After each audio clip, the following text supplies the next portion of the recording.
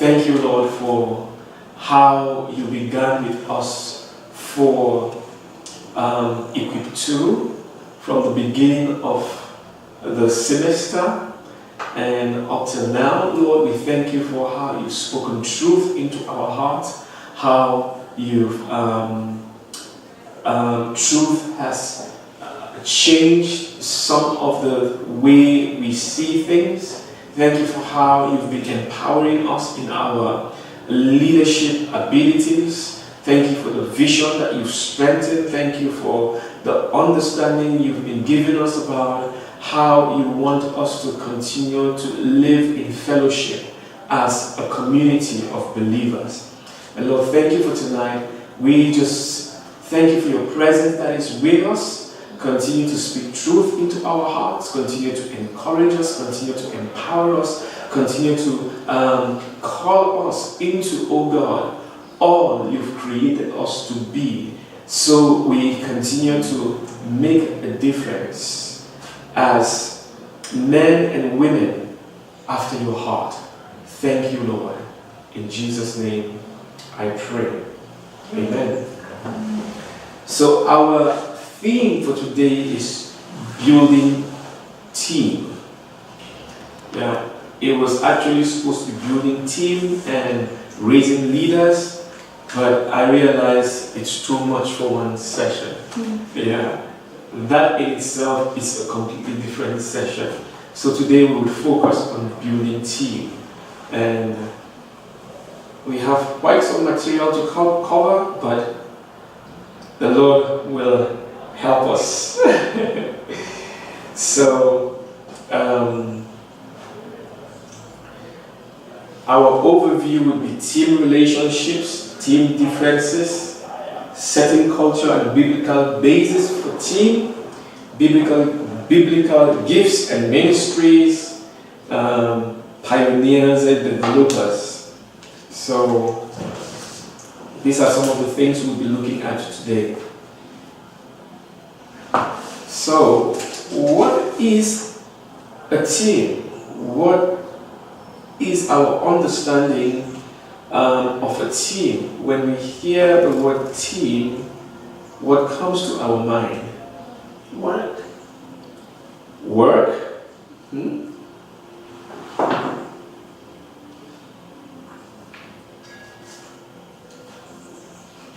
More than one person? Yeah, team one, more than communication and transparency. Or maybe let me rephrase the question. What makes a good team? Communication And transparency. Yeah, that's true. Unity. Unity, trust, knowing each other. trust, knowing each other. So we would say relationships are important when we look at teams.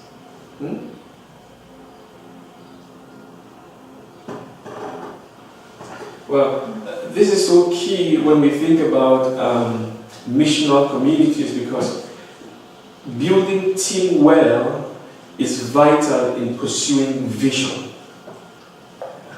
When we as leaders are able to build a team, it helps in the vision we are pursuing or have to really come into tangible manifestation.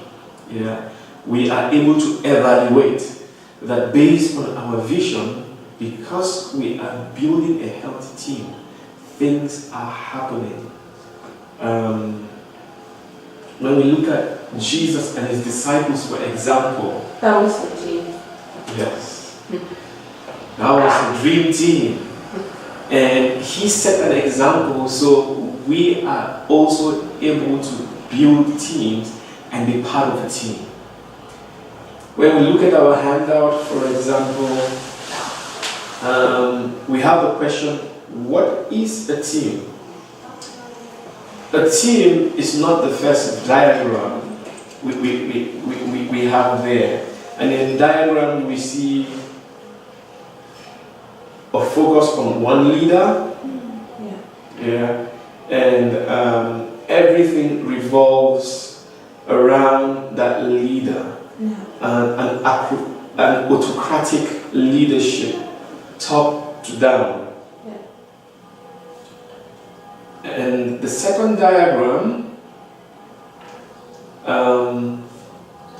gives us or explains to us what a good team would look like. Here we see there is relationship involved in this diagram, and we see that there is equal participation and ownership for everyone in the team.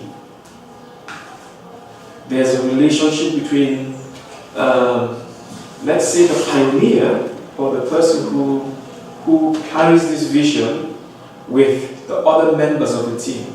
So the leader has a relationship with Joe, Jill, Larry, Harry. Harry has a relationship with Jill. So every person in the team is taking responsibility for their part in making the vision a reality.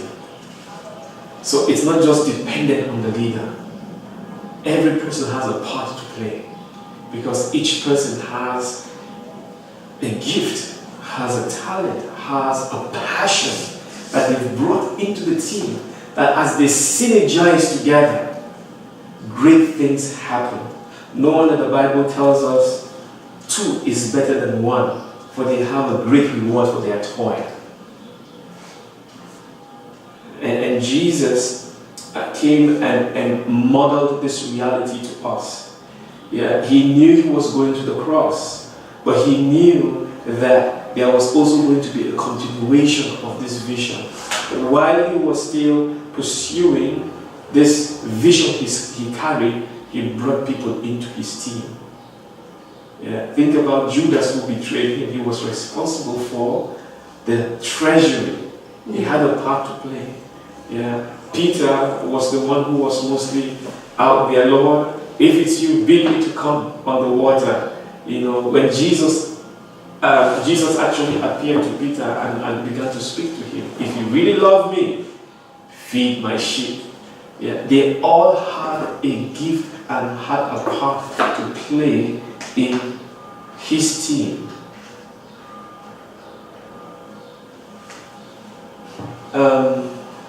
So just talking more into what a team is. A team is a group of people.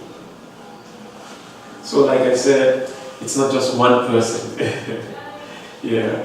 A team is a group of people who are committed to a common purpose. So they are gathered around a purpose. There is a vision, there is a purpose that has brought them together. So it's not just a social club. Yeah. There is a passion, there is a vision, there is a purpose that has brought them together. It's just a task. Yeah, they are usually tasks. Yeah. So this is where we have different persons in the team with different giftings who help the community function well and move towards what has brought them together. Yeah. So in the church that you are a part of, what example can you give when you talk about task? Yeah, the preaching, they take turns. So for example, worship, there are different teams that help. For the children, they work for the children. Okay. So there are different people responsible for different things in that setting. Wonderful. So a team seeking to maximize each other's members' contribution. So there is room for people to make contribution in the team.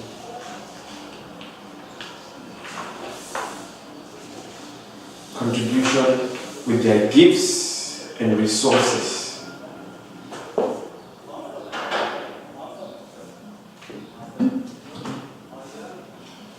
And in the team also there's a developing of fruitful relationships in order for the common purpose to be achieved. Developing of fruitful relationships in order for the common purpose to be achieved.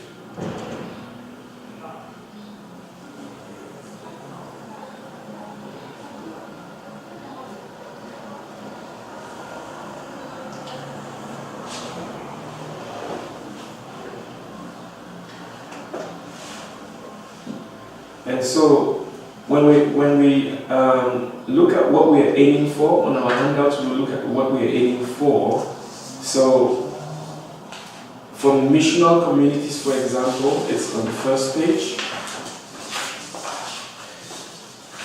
We have this diagram where in the center you have leaders, and then the next circle is this core team. And then outside you have the whole group or others.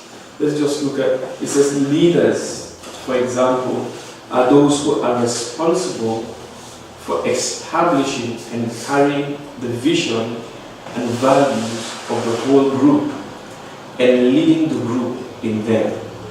So when we talk about building the team, we see that there is place for everyone. So there are those who carry the vision, who God spoke to their hearts and they are able to share the vision to others, to bring them in.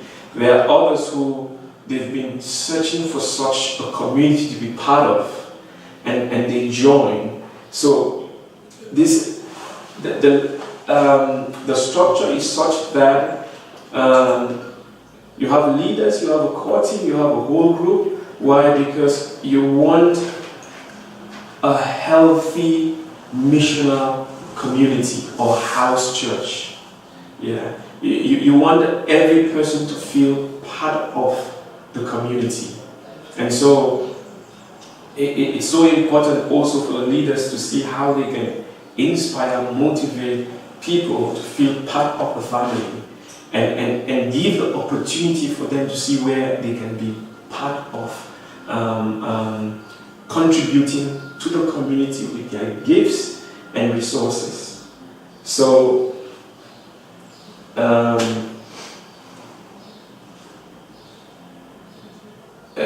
it's so wonderful to see that there is place for everyone. There's place for everyone. Yeah. For example, the outer circle says others and the whole group. There are people who feel, oh, I'm not a leadership material, but there is space for them. They can take their time as they are discipled to be able to make the decision to say, you know, I would love to be a leader of a missional community. What does that look like? And it's the responsibility now of the leaders to see how can we disciple these people so a new missional community, a new house church can start. Yeah.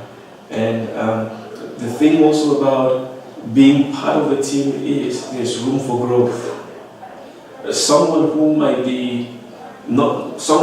not be in the whole group or in the core team or in the leadership circle might actually be a potential leader or someone who is potential to be part of the core team.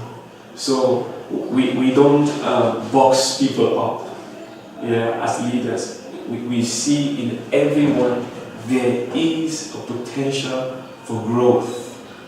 Yeah.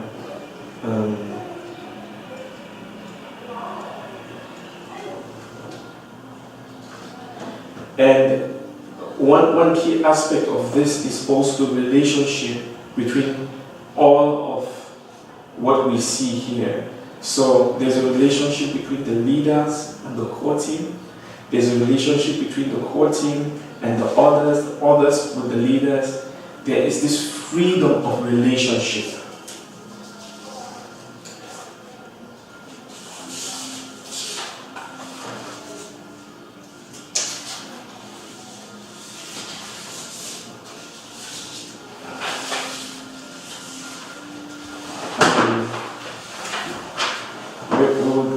take some time now to just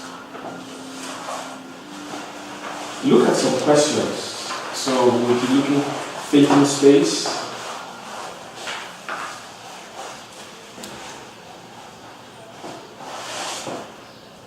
So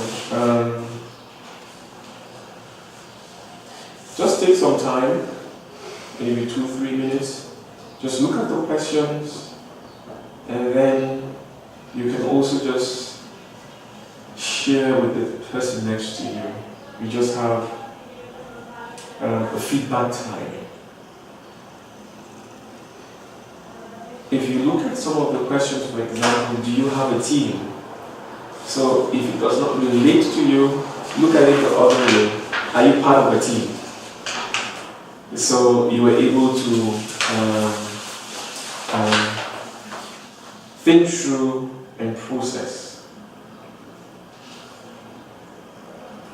Does it count a team at work? Or does it have to be in church? Well, I mean, we're looking specifically at missional community, but for you, if that's an important aspect, just go ahead. Yeah, because for you, that's what you can relate with for now. So if you have a team at your place of work, you can use that. Okay. Yes. So let's just look at the questions and then have a feedback time with one another.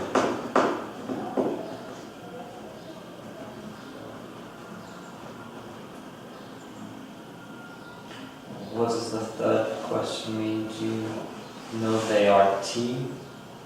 Do they know that they are a team? I think it should be a team. Yeah. So do you have a team? Who are they? Do they know they are part of a team? But everybody knows. How do you define team? Just as simply as you, that's the simple definition of team? Yes, just from the simple definition of the team. So Do you know you are a team? Sometimes you assume you know, but you actually don't Yeah, talk about it's it. just the garment is just funny. So that was kind of. yeah, do you know do they know they are part of the team?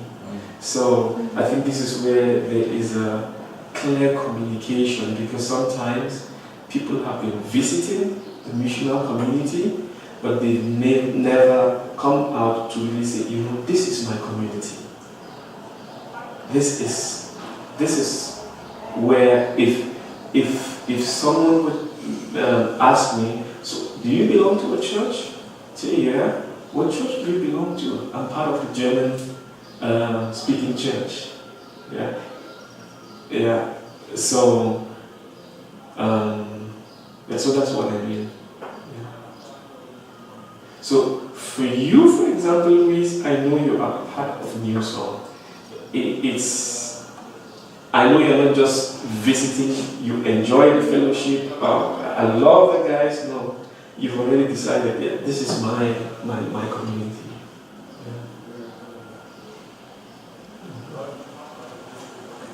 So team is everyone who is committed to the group? Or because I'm thinking from our house church.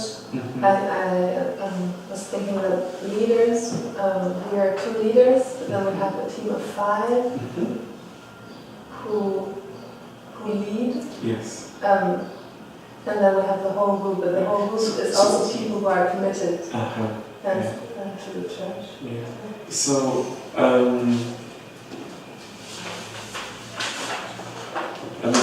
from my definition, for example, I said a group of people committed to a common cause, seeking to maximize each team member's contribution, gifts, and resources.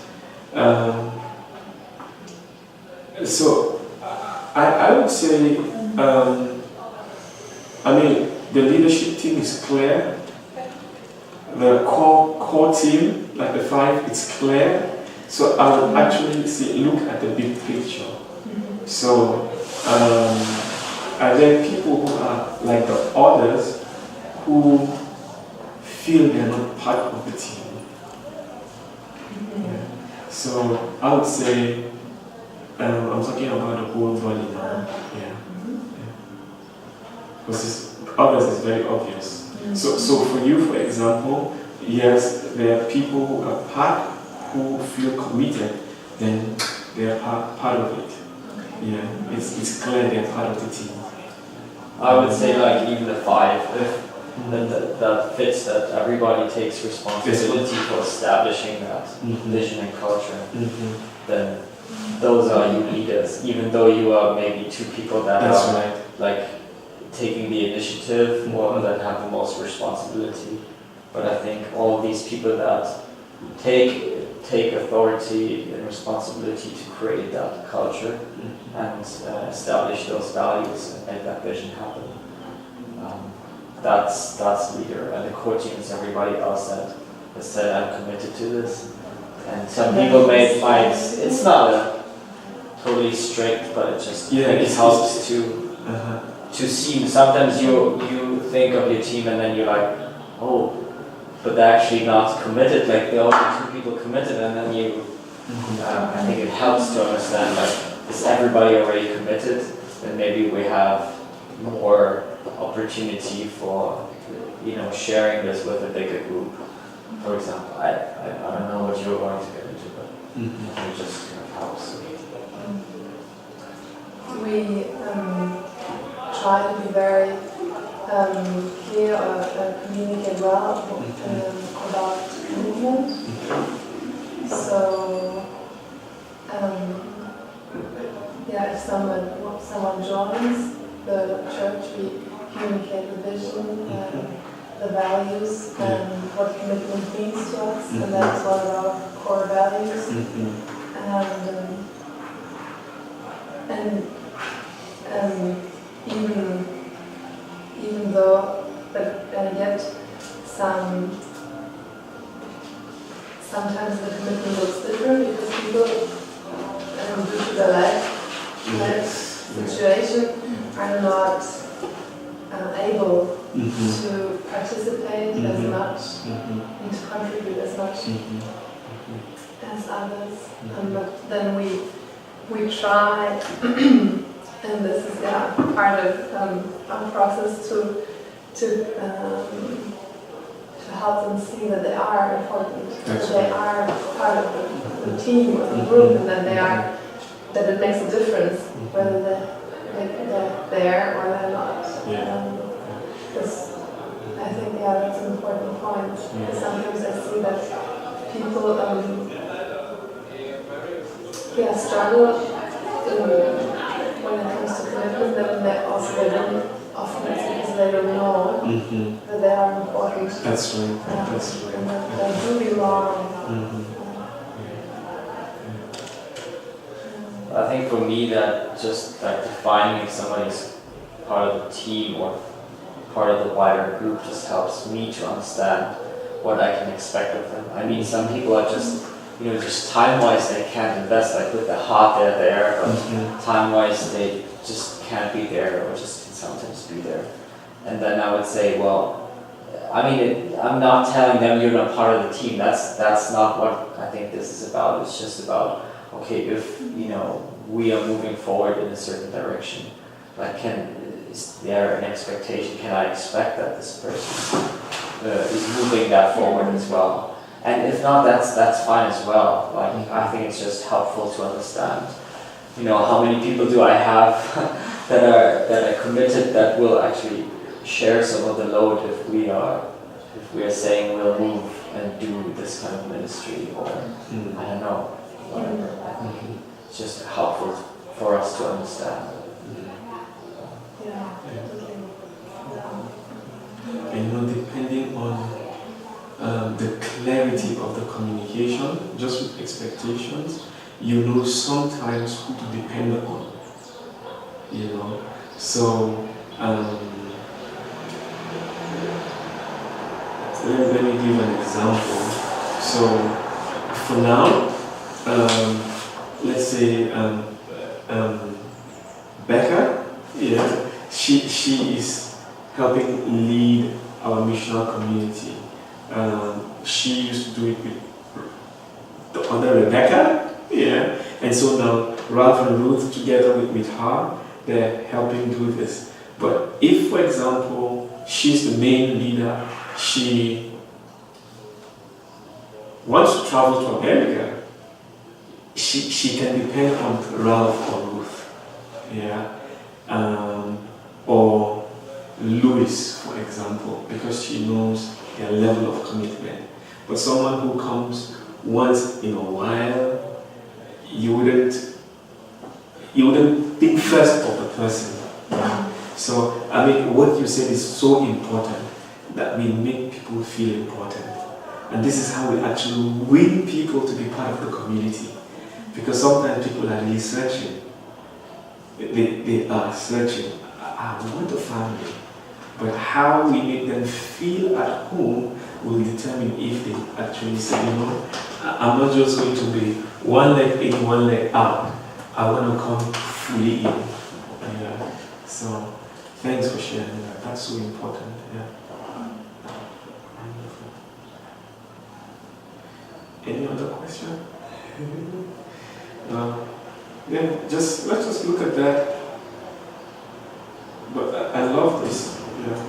Bringing it open. We don't have to strictly, you know, yeah.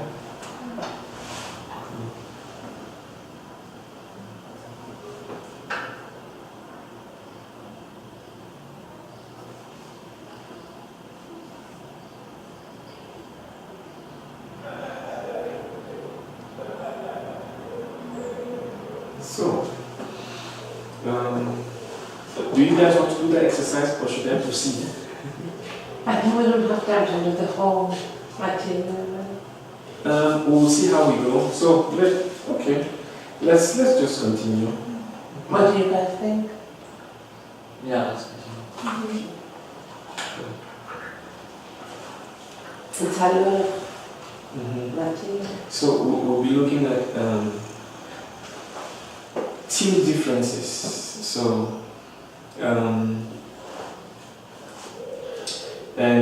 when we look at team differences, the question that we want to ask is, are we working together as a team?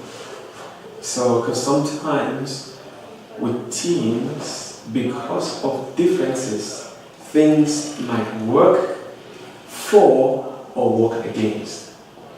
And in some situations, the ranges of differences that would make things work for or work against might include gender. So, depending on one's template, yeah, it might not be easy for the person, for example, to work with a lady if it's a guy. Why? Because of the person's template. Maybe his experience or his theology is leadership, for example, is only for men. Yeah. So sometimes that background information can be a stumbling block. But when we look at the Bible, we see God has called women into leadership. And so this is where it's also important for us to see how God can lead us as a missional community to touch some of those hard topics. Which example will you give as a woman leader? I'm just curious, which example does come to mind? What example can I give?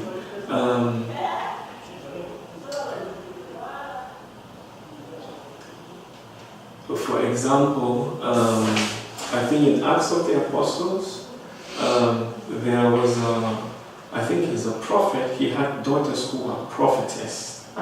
Yeah, and so we will look at some of the graces that God has given us. So, like the fivefold ministry we talk about.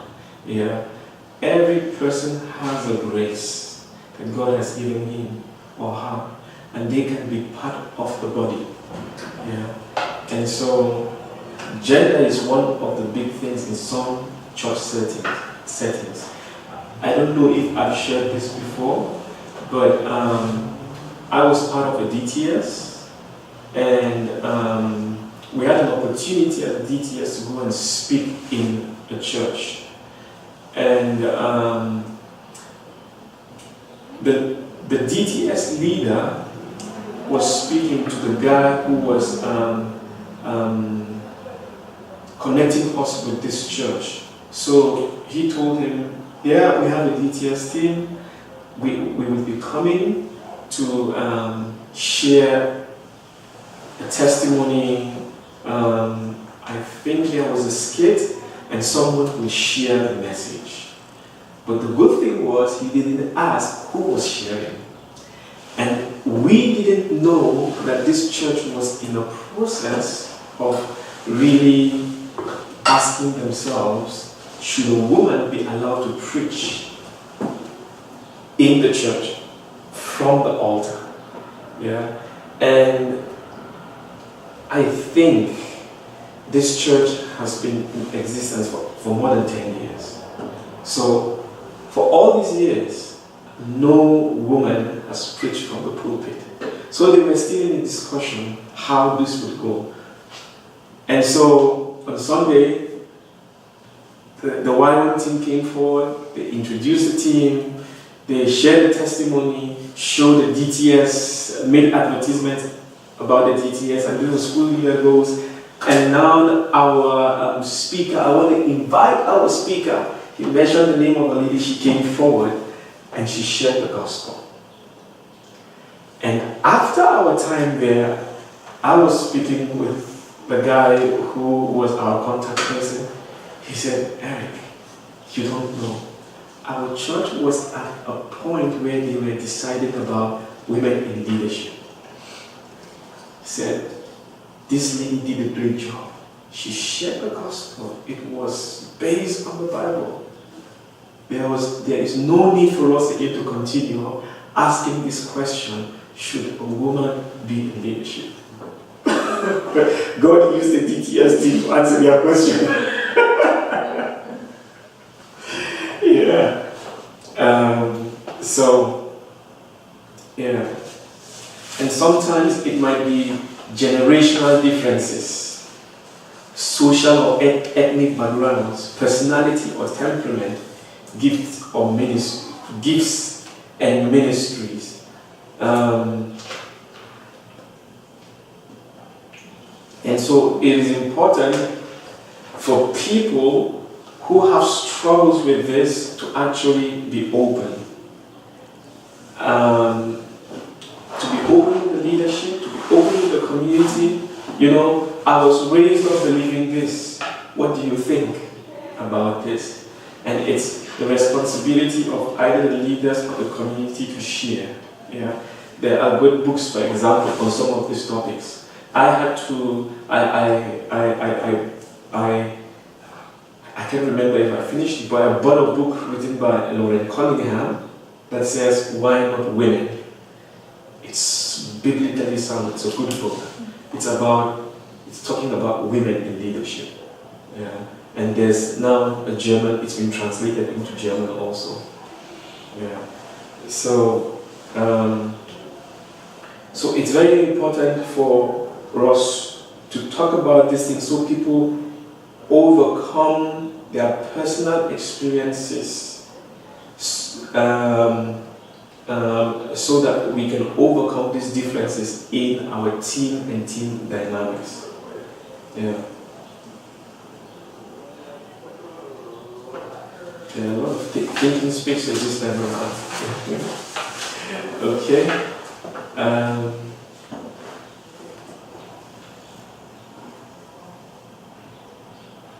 So thinking space, share your strongest aspect of your team and how you see them working. Do you see any areas of weaknesses? What are the strengths and gifts/ministries within your team? What sorts of person might you be looking for to call to your team?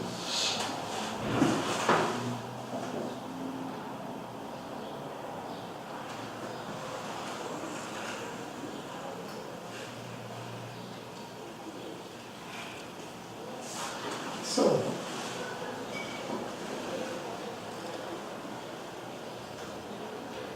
I'll just give you guys some time, just look at it. where we have thinking space. Sorry? Are we Yes. here? Yes.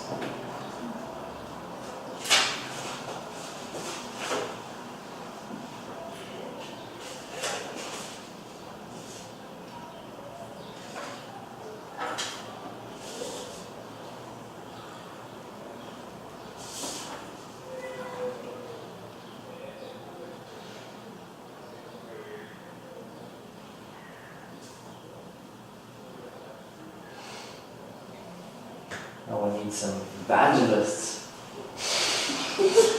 There you in go. our visual community. Yeah.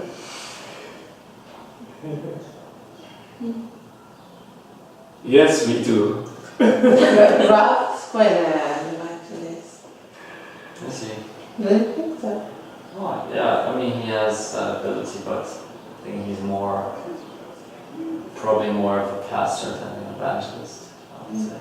So I think we're not very strong in that in our mission community. I think we're strong on probably all the other 3 or 4, for sure. Yeah.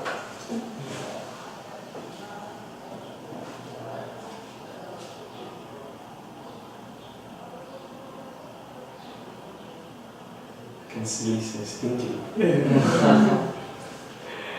I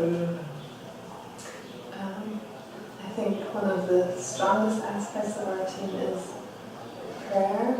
Mhm.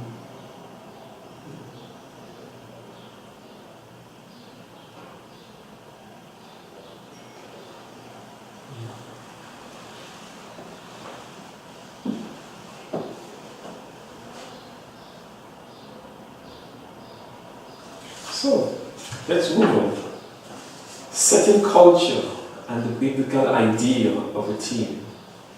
As leaders, we need to set the culture, or leaders are the ones that set the culture of their community. And what we're doing here is we are trusting the Lord to change the way people think so they start living differently. Yeah. And so we'll look at some of the attitudes that lead to a blessing or some of the attitudes that lead to trouble.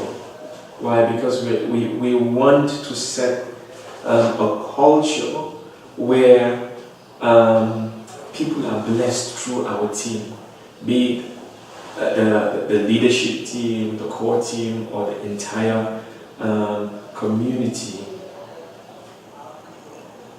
So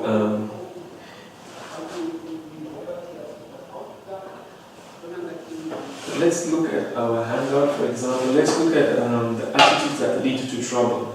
I'll start with that. It says Paul describes 2 attitudes of team or body members that thwart the team dynamics and inhibit differences having their intended complementary effect. We will find that in 1 Corinthians chapter 12, from verse 12 to 27. The first is insecurity and inferiority. Insecurity and inferiority. The second is pride and superiority. What does anyone want to say? Does anyone want to say anything about this? I would agree. Out of my own experience, I would actually say like pride and superiority is actually more damaging and it's worse, but I think insecurity and inferiority is far more common among Christians. So I would say a lot of people have insecurity and inferiority and thus like are afraid to show themselves or to move forward and take responsibility. So that's something we have to encourage more. But there are a couple of people, especially if they feel they have charisma or they get a lot of attention or stage time or they see miracles happen or something that it can happen that they they Leave start it to out. they start thinking of themselves more and independent sometimes of a healthy picture of who they are apart from God or apart from the team, for example. And that's sadly something you can witness in the Christian news in the last couple of years, how many leaders have just fallen in one way or another because they thought, it's fine, I'm okay, I don't have to, I can do this or that and still get away with it. But I think the first that we fight against is actually fear, insecurity, and inferiority.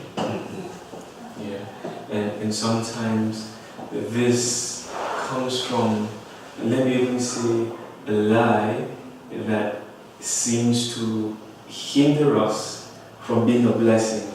What will people think about me? It's sometimes the fear of man, or am I good enough? Are people really listening to me? And so as leaders, it's important for us to be able to actually encourage people and tell them, listen, you can do it, you are a blessing. And think of how we can creatively make people feel confident and accepted, that their gifts are recognized, appreciated, and needed in the body. It could be the most, let me use this word, insignificant gift. And we think, oh, this is maybe down there. But really, God can use any person and any gift to be a blessing to our community. It says both insecurity and pride can lead to judgment, withdrawal, competition, and division. So, Lisa, you said, I think that you put a lot of focus and value on showing people that they are valued and that they are important. Can you share how you do that? Like how you encourage people, or how you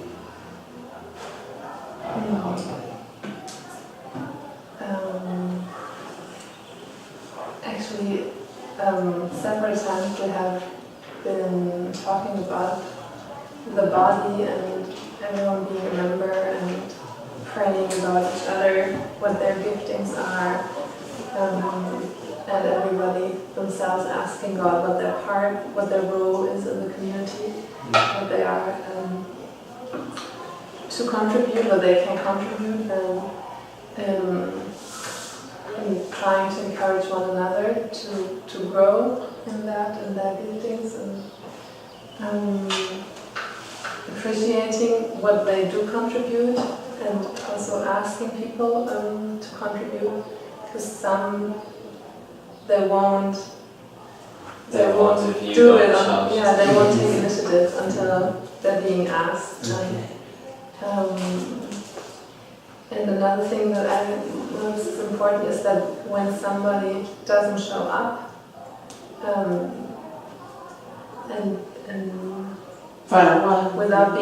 without an excuse or without notice, then to stay in touch. Not because, but sometimes you're so busy, and then it's Monday, and then the week, but I think it's very important for them to know, hey, where are you? How are you doing? We want to know. We miss you. It makes a difference if you're here or not. To get in touch. Right at that moment.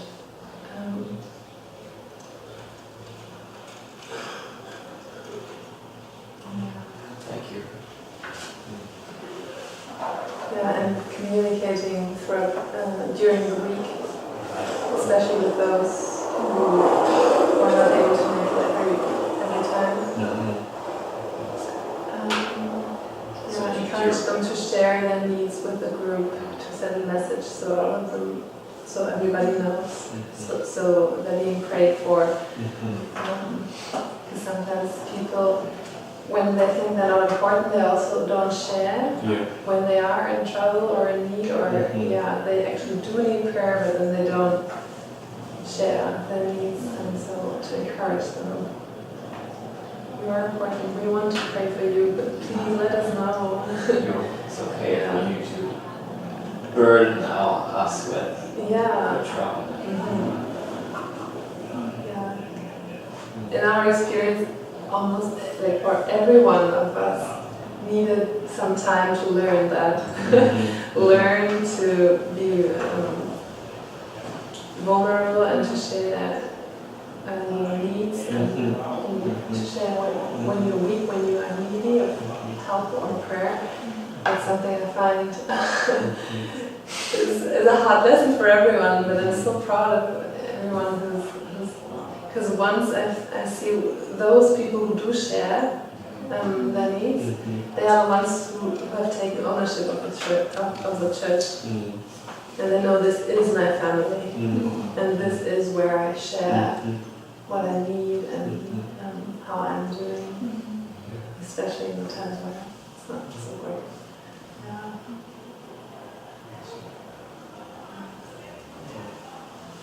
Thanks for sharing. That's powerful.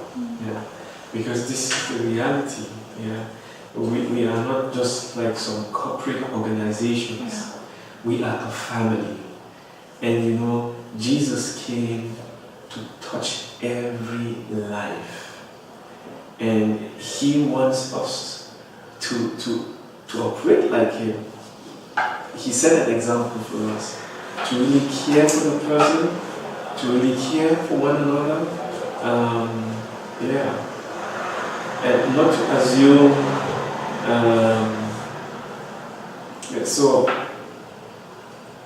That's so important that we really care for one another. How are you doing? That people don't feel they are alone. But you know, you shared something that's very important. That as leaders, we need to be vulnerable. What I mean is to really share our life. It's not easy, but I do share a lot of testimonies. Why I want people to see that, for example, I went through struggles in this area, and this is how God helped me. Share life together. Attitudes that lead to blessing.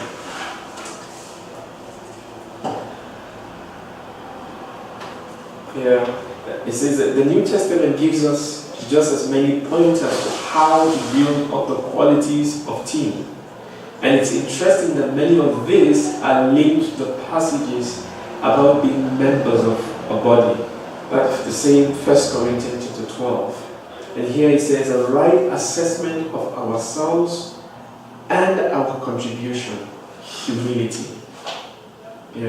A right assessment of ourselves and our contribution, humility makes us to be a blessing, or leads people to be a blessing in the team. So, for example, I don't know how to play the guitar like Luis does. I would pretend. You can try. I would pretend. I humble myself and I say, He knows how to lead worship better than I do. And I am really thankful for that.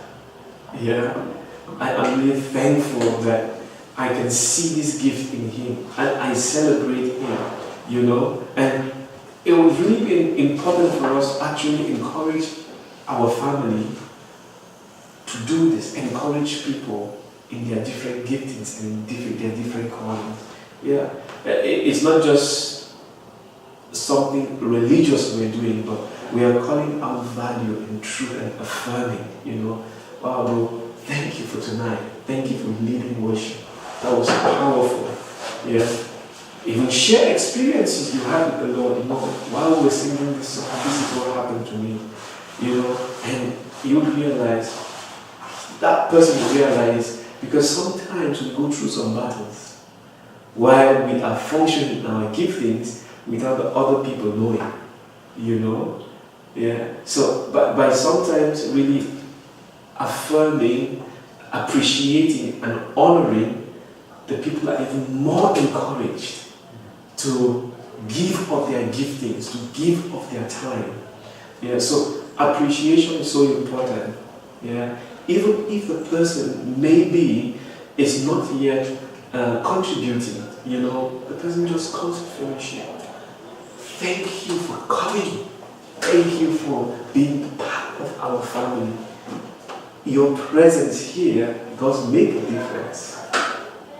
Maybe that's all the person needed to hear that day. And wow, it encourages the person. You know, this community really sees me, appreciates me, because sometimes it's easy. Those you see are those who are sharing, who are leading worship, who are teaching, but there are others that we need to see and also recognize. Yeah. Maybe they are the ones praying for us in the background. We don't know. Nobody's seeing them praying at home for the community, praying for the leader, praying for the leader, the core team. But God sees them. Yeah. So I think this is an important value. Let's develop this culture of encouraging, affirming, you know, thanking people for what they contribute and do. So humility, recognizing and valuing the differences that others contribute. Yeah, that's it. Yeah. Recognizing and valuing the differences that others contribute. Love and a common spirit and purpose holding us all together. Love and a common spirit. And I think this is where it's important from time to time to once again share what makes us think, you know, what drives us, what makes us passionate, our purpose. Because we want people to have that common understanding, that common spirit. Yeah.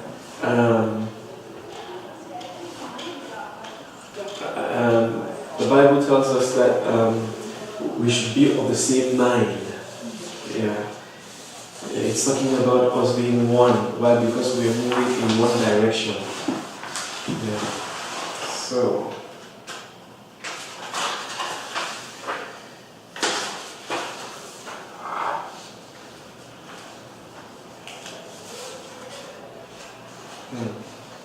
Thinking space. How do we model these attitudes which lead to blessing? That's one of the questions. How do you set a culture of love, humility, and recognizing and valuing the differences in your team? What do you need to start, stop, or change?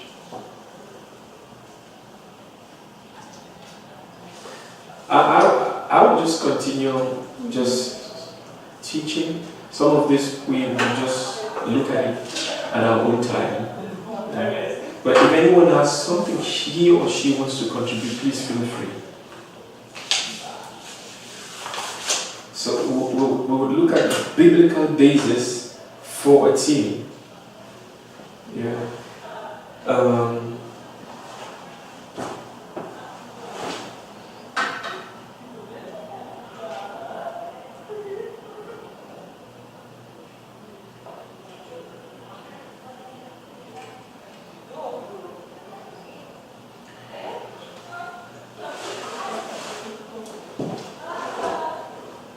I'll just go ahead and talk about Jesus and His world. I mean, we have Old Testament templates. We see that in the Trinity, God the Father, God the Son, and God the Holy Spirit working in a team. Yeah. Um,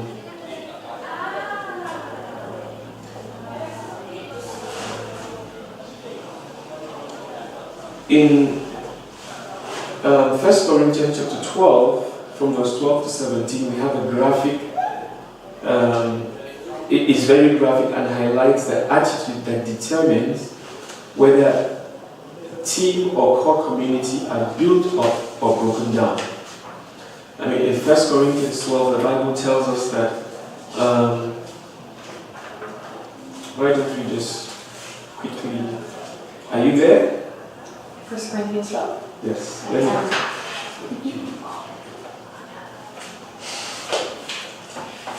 That's 11 is German, English. chapter 12, verse 12, 17. For just as the body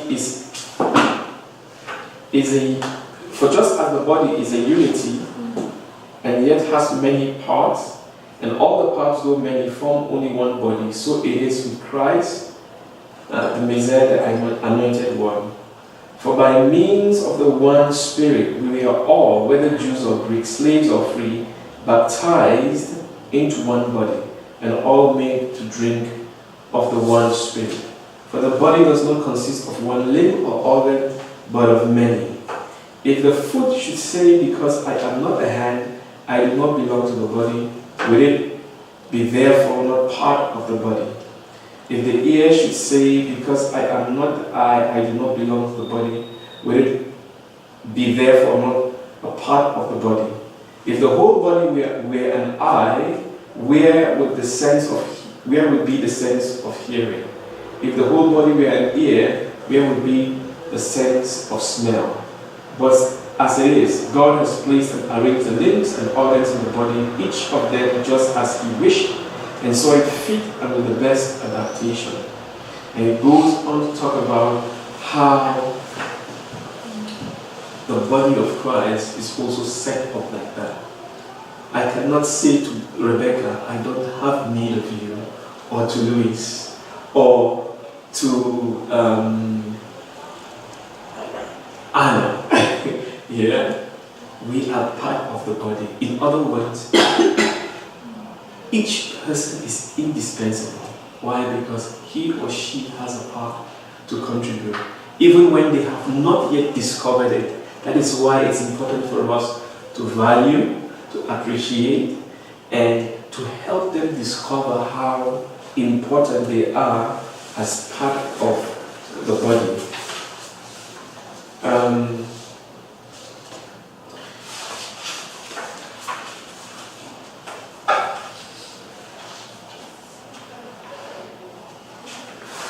Here, page 5 talks about the biblical gifts and ministries. Gifts are the tools that equip us for different ministries. And the New Testament speaks of each one receiving an apportionment of grace to function in the 5 area of ministries. Ephesians 4 verse 11. To serve the building up of all of us into Christ as the church. So we would look at this because this helps people to see that they have a measure of grace that God has blessed them with, that they are meant to bring into the body, so the body grows well, healthily. There is healthy movement, there is healthy growth, that the community of believers are not just a blessing to themselves, but that they are a blessing to the community they live in, the society they live in.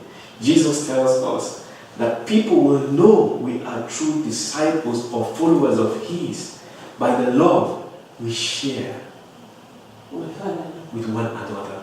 So which means God wants us to be a team that works well. Why? Because we are a testimony to the world. The Lord has really been drawing me deeper into fellowship with Him. Let me put it this way. I've been reading 1 Timothy the book of Timothy, and in one of the chapters, Paul was talking to the church. He was talking to them about, or Paul was writing Timothy, and he was talking about how the church should conduct themselves well. He says, why? Because the church is the pillar and the foundation of truth. I had to wait a minute. I said, it says, God's household, the church of the living God, is the pillar and the foundation of truth. We are the pillar. We know what a pillar is. A pillar supports a building. For example, a two-story building. What helps the building to be stable and not to collapse actually is the pillar and the beams. I thought, what? We are the pillar and the foundation of truth. So which means society is actually depending on us. If we are living the life that Jesus calls us to live, society would be impacted and influenced by us, the church. I guess that's why I shared that testimony I shared with you today. Like I said, with my friend, I told him, I said, we can't afford to give in to hopelessness, because we are the ones that are actually bringing life to society. So if we are giving in to the lies of the enemy and seeing that there is no hope, where would the world turn to? Amen. Yeah. By our love for one another. The pastor, Jesus operated fully in each of these 5 ministries.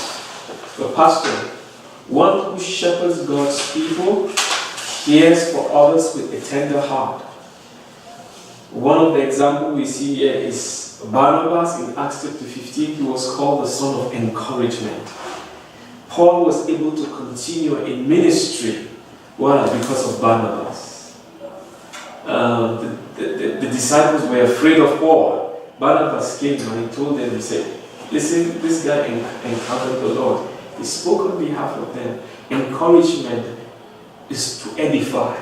Yeah, he was able to encourage the church not to be afraid of Paul, but to actually give Paul an opportunity to live out the call of God upon his life. What if Barnabas was not in the life of Paul? Is it possible that Paul would have been frustrated from pursuing his calling? That's just one aspect. But he was a man of encouragement. Yeah, he had a pastoral heart. Jesus is referred to himself as the Good Shepherd. So, some secular examples of people who carry a pastoral heart are people who are counselors, social workers, or caregiving professionals. Like nurses. Like nurses. Have a pastoral heart. My wife, when she worked with child protection services, when she came home and sometimes just shared what she did, God used her to actually open my eyes more and more about the importance of, not separating the sacred from the secular. I told her, I said, you're doing a pastor's work. But that's the truth. It's the grace of God that He pours in our heart. That let me use this word, the secular domain. There is no secular domain. Where God has planted us, we use it just for people to understand that we can be what? Shepherds. Yeah. The apostle, one who is sent out, is visionary and pioneering people, always looking to push into new territory. Biblical example, the 12 apostles, Priscilla and Aquila and Paul. Paul was an apostle, very visionary, always breaking into new territories, traveling from here to there, raising up disciples, staying there for 2 years, discipling them, moving on. The apostle, one who is sent out. Secular examples. Jesus, for example, he was the one sent by God. John chapter 3, verse 16. Secular examples, entrepreneurs, explorers. Entrepreneurs, explorers.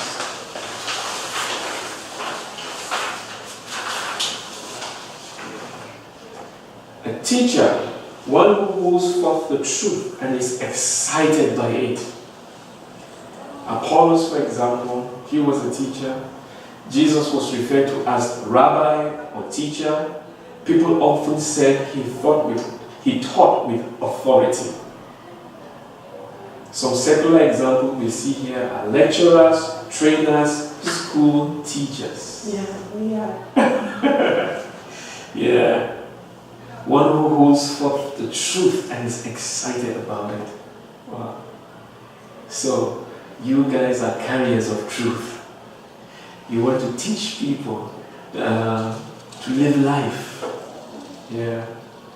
So may the Lord continue to use you guys. Use all of us with the graces that we have.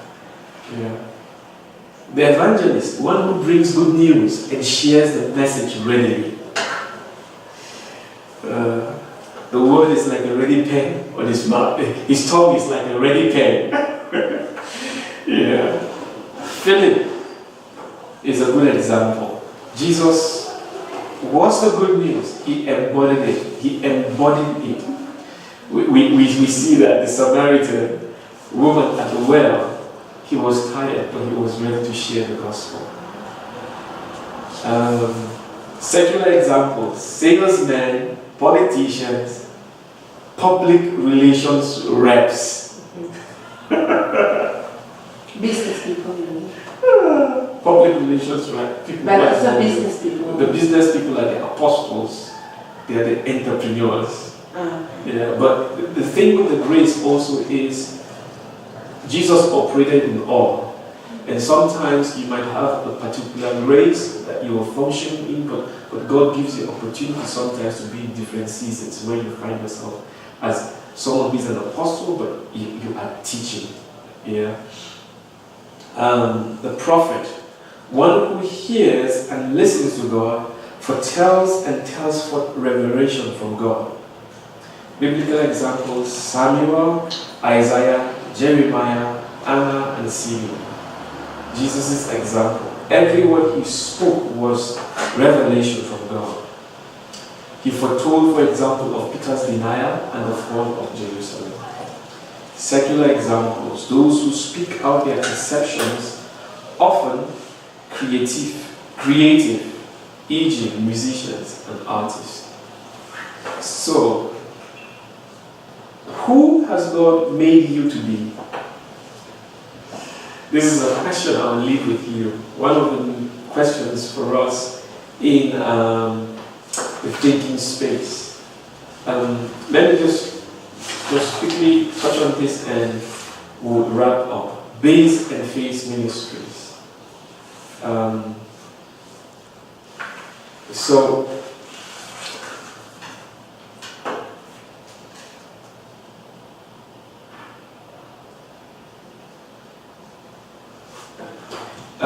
When we talk about a base ministry, this is our primary or preferred way of operating. Our primary or preferred way of operating. So, for example, someone feels called as a teacher. So, that is the person's primary or preferred way of operating. He knows, she knows, she's convicted, she's a teacher. And then, alongside this, you might go through a time of experiencing a phase ministry. And this is where we go through a season of operating in one of the other four ministries, which is different from our base ministry. So it's a phase where, for example, the teacher now finds he or herself operating in the pastoral race or the evangelistic grace. And it is important for us to be able to discern a phase ministry, as it will require us to operate outside of our normal capacity. So we need discernment to know. I have operated in several of the graces. And I'm sure some of you have also. You'll be like, but I'm not a prophet, but I'm prophetic. We have the Holy Spirit, is the spirit of prophecy. But sometimes we find ourselves moving in this grace. So we should not get confused.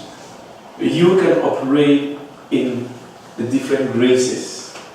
Why? Because we have opportunities for faith ministries. And during the faith ministry, we will need to restructure time, pray for grace in this season, and ask those around us for support and advice. Why? Because it is new. We are operating out of our base ministry. But the cool thing is God wants to use us.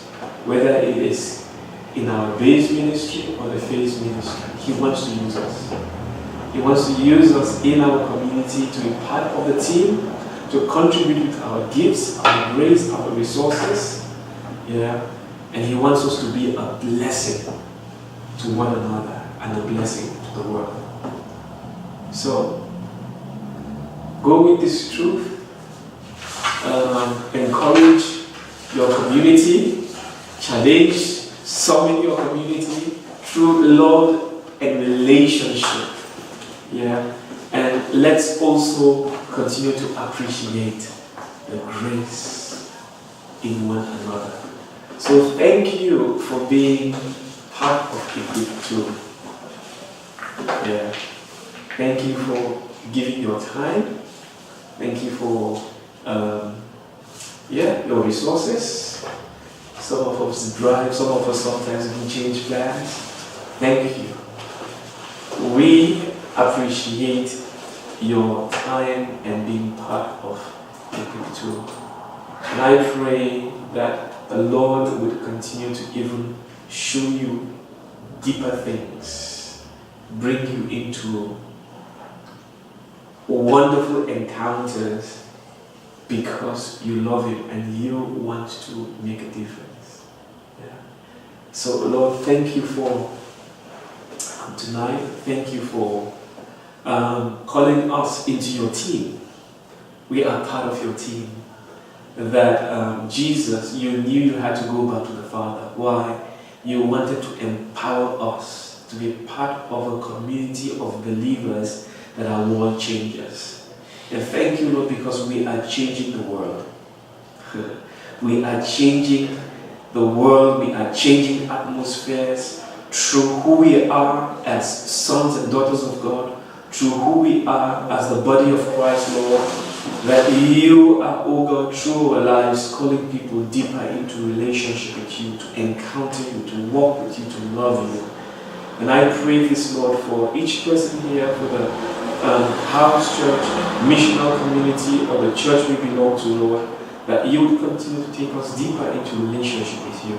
This is our primary calling, Lord, to know you and then to make you know you. So therefore, Lord, continue to take us deeper. We want to know you. We want to walk with you. And we want to be a channel through which men and women, people will experience the kingdom. Thank you, Lord, in Jesus' name. Amen. Amen.